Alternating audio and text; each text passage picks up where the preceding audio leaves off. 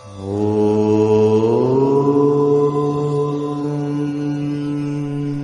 Mataram to all of you my dear students. बच्चों, आप जानते हैं कि मैं सरस्वती शिशु मंदिर निराला नगर रीवा पर कार्यरत हूँ। आप तो सभी जानते हैं। तो हमारे विद्या भारती के जितने भी स्टूडेंट्स जहाँ भी हैं, तो घर बैठ कर के आप लाभ लीजिए, जिसके लिए मैं आपके लिए वीडियो बनाती हूँ। तो मेरा चैनल है English study with Aryan, English study with Aryan. आपको यदि हमारा वीडियो आप तक पहुंच रहा है तो सब्सक्राइब जरूर कर दीजिएगा, लाइक और कमेंट करके भी बताइएगा कि आपको क्या पढ़ना है। जो भी आप डिमांड करते जाएंगे वैसे मैं वीडियोस बना करके आप तक पहुंचाती जाऊंगी। मेरा थीम जो है, थीम यही है कि आप तक हमारा संदेश पहुंचे और आप घर बैठे नॉलेज प्राप्त करें। तो हिंदी से एक्सप्लेन चल रहा है हमारा इंग्लिश का, और इकोनॉमिक्स के भी मैं क्वेश्चन लेकर के आऊँगी और इकोनॉमिक्स भी पढ़ा रही हूँ। ये ऐसा वीडियोस मैंने बना रखा है और बताया भी है, तो देख लेंगे। तो आज जो हम चल रहे हैं आपको बताने, बहुत ही सिंपल है पर बहुत लोगों को कंफ्यूज करता है। तो उस कंफ्यूजन को दूर करने के लिए कि किस तरह से एक ही वर्ड का यूज अलग अलग रूप में कैसे किया जाता है और उनका फिर वहाँ पर अर्थ क्या हो जाता है और वो पार्ट्स ऑफ स्पीच के कौन से पार्ट बन जाते हैं। तो आज का हमारा जो टॉपिक है, the same word use as different parts of speech, यानी कि ऐसे शब्द, यानी कि ऐसा शब्द जो एक ही शब्द कई पार्ट्स ऑफ स्पीच का रूप धारण करता है। कई पार्ट्स ऑफ स्पीच यानी कि एक शब्द का यूज हम कर रहे हैं, वो जरूरी नहीं है कि एक चीज है तो वही बस रहेगा, वो दूसरे सेंस के अकॉर्डिंग वो दूसरे पार्ट्स ऑफ स्पीच का भी पार्ट बनता है। तो उनका एक बाय एग्जाम्पल हम समझाते हैं, आपको समझ में आता जाएगा। बिल्कुल छोटे छोटे वीडियोस बनाते जाएंगे। तो बच्चों देखिए, आपके जो वर्ड आते हैं, आपके वर्ड, तो एक्चुअली हमको जो इसके बहुत सारे वीडियोस बनाने, बहुत सारे पार्ट बनाने हैं, छोटे छोटे शॉर्ट टाइप के, 2 3 3 4 4 5 मिनट का, बहुत टाइम नहीं लिया करूँगी। तो इसको अल्फ़ाबेटिकल शुरू करना है, बट आज हमने ए से लिया है तो ए आर्टिकल का स्टार्टिंग कर दिया है। तो ए और दा का यूज़ मैं बता रही हूँ।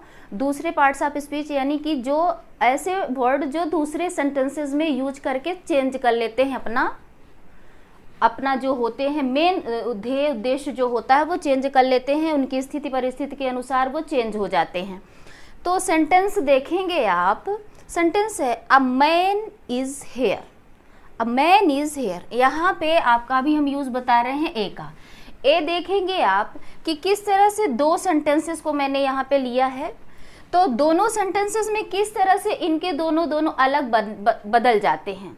तो ये चार्ट जो हमारा, इसको पॉज करके पहले आप लिख लीजिए पेन कॉपी में, फिर आप इसको ओरल समझ लीजिए।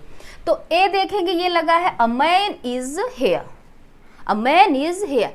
तो इस सेंटेंस में इसके सेंस के अकॉर्डिंग इसका अर्थ हो रहा है, क्या हो रहा है यहाँ पे एक, तब ये क्या कहलाएगा, वहां पे ये आर्टिकल कहलाएगा, वहां पे आर्टिकल कहलाएगा, क्योंकि यहाँ पे आर्टिकल का सेंस ये दे रहा है, आर्टिकल का सेंस दे रहा है। दूसरा जो हमारा सेंटेंस है, इसमें भी देखेंगे he has gone a hunting, he has gone a hunting, यहाँ पे भी अ लगा हुआ है, तो यहाँ पे ये सेंस दे रहा है किसका, पर का। यहाँ पे सेंस दे रहा है पर, और पर क्या होता है, एज अ सेंस, जिस पर जो इस तरह के सेंस दे रहे होते हैं ये क्या कहलाते हैं, पर, में, इन, ये इनका जो प्रयोग में, पर, ऊपर, नीचे, इस तरह के जैसे जिनमें भी सेंस आते हैं वही वर्ड अपना सेंस चेंज कर देते हैं, तब वो बन जाते हैं प्रीपोजिशन, तब वह प्रीपोजिशन बन जाते हैं। तो आपको ध्यान ये देना है कि जब इस तरह के सेंटेंस आपके आ जाते हैं एग्जाम में और पूछ लिया जाता है कि इसमें आपको चूज करना है कि इसमें कौन सा पार्ट्स ऑफ स्पीच लगा है, तो आप सीधे इस सेंटेंस में सीधे उठा करके आर्टिकल कर देते हैं, जबकि इट इज रॉन्ग, या बिल्कुल गलत हो जाता है। यहाँ पर उसके ऐसे सेंटेंसेस के सेंस के अकॉर्डिंग हम इसकी पहचान करते हैं। तो ये आपको समझ में आ गया होगा। नेक्स्ट है हमारा दा का यूज देख लेंगे। दा के यूज में it was the dog that walk, it was the dog, यहाँ पे लगा है द, यहाँ पे द लगा हुआ है, it was the dog that walk, यहाँ पे अर्थ हो रहा है वही, यह वही कुत्ता है, यह वही कुत्ता है जो भौंकता था, है ना। जो जिसने भौंका, जो भौंकता था। तो यहाँ पे ये वही कुत्तार्थ क्या हो गया यहाँ पे इसका, वही। तो जो वही का दे रहा है यानी कि यह किसकी विशेषता बतला रहा है, ये एडजेक्टिव है। तो एडजेक्टिव किसकी विशेषता बतलाता है, नाउन और प्रोनाउन की। तो यहाँ पे ये नाउन की क्या बतला रहा है, विशेषता बतला रहा है, वही, ये वही है, उसकी ये विशेषता बतला रहा है। तो विशेषता बतलाने के किसी नाउन की विशेषता बतला रहा है, तो ये दा यहाँ पे एडजेक्टिव का काम कर रहा है। यहाँ पे किसका काम कर रहा है, एडजेक्टिव का काम कर रहा है। नेक्स्ट इसी सेंस में चलते हैं आगे, the more the waiter, the more the waiter. अब यहाँ पे ये द लगा हुआ है। अब ये विशेषता किसकी बतला रहे हैं, ये किसी वर्ब की विशेषता बतला रहे हैं, एडजेक्टिव की विशेषता बतला रहे हैं। यहाँ इस सेंटेंस में एडजेक्टिव की विशेषता बतलाया जा रहा है।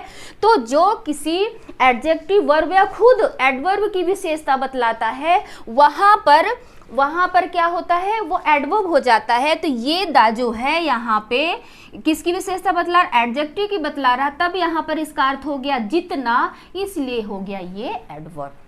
ये किसका काम कर रहा है, एडवर्ब का काम कर रहा है।